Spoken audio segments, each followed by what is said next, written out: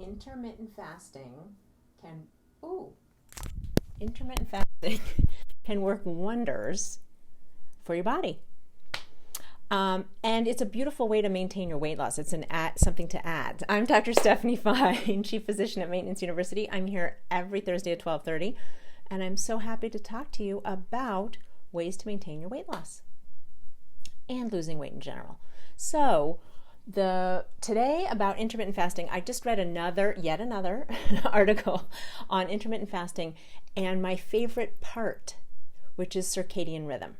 So I just wanted to pop in here to talk about it in general and to remind you about this piece of it, which is intermittent fasting works best in the daytime, shifted early. Now, I know what a lot of people do is they'll skip breakfast and they'll have like a later lunch, like noon or 1 or something, and they'll skip all that morning and then they'll eat from like noon to 8 or 9. And that is a way to do intermittent fasting, and on some level that will work, especially if you're using it to decrease the number of calories. But the best thing about intermittent fasting is how your hormones are regulated better, particularly insulin. So insulin resistance, if you have a lot of it, it can end up leading to diabetes. And insulin resistance can also set you up for weight gain and certainly make it more difficult to lose weight. So in any way that we can reduce insulin resistance, we should do it. And one of the best ways we can do that is timing of eating. And the timing that works better is daytime. So we have a master biological clock in our brain, and then we actually have some in other organs too. And then each cell has its own little timing issue. And light is the main thing that affects the brain one, is that, we're awake in the day and we sleep at night. So we are diurnal, not nocturnal. There's some animals that run around at night and they sleep in the day, not us. And it looks like our body is really designed for that, which of course is no surprise, in that we're meant to eat during that time. So like rats are nocturnal, they eat at night. And so we're supposed to eat in the day. So those studies they've done on the fasting, the ones where they've shown the biggest benefit, particularly in terms of insulin resistance, and again, insulin is the fat storage hormone, so we do not want that to be out of whack. When fat storage hormone is out of whack, we store fat, which of course we don't want to do. So we want to keep it as lean, mean machine as it could possibly be. So the studies they did was people eating from 7 in the morning until 3 in the afternoon. That's when they saw the best benefit in terms of hormones. And the great thing about that, and I will say it all the time, is that they were not hungry later at night. If you did the fasting if you ate from 7 to 3 and then did the fasting for the rest of the time, you were not hungry at night, which is fantastic. Now, I love the whole 7 to 3 thing, but I'm very practical, and that usually doesn't work for most people.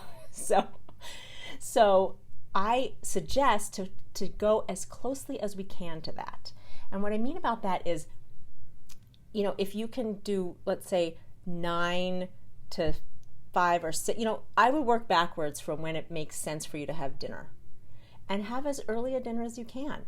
During this time when we're home mostly, it's relatively easy to have an earlier dinner. Sometimes it makes it more difficult when we're out and about and all that stuff, and that can be separate. But if you can go, like, let's say your dinner's at 6, so then the next time you eat would be, let's see, 6 would be 12, 8 or 10, then you are eating in an 8 to 10 hour window. So they talk about eating windows, just the 8 to 10 hours. You can do that. Now, here's the other thing. I only recommend intermittent fasting for people who it's not an issue, right? If it's painful and you're really hungry, I don't recommend it. I just don't think that makes sense. But if you're someone who, doesn't want breakfast, or you can easily eat earlier in the day, then that is such a good habit to get into because of the insulin benefit.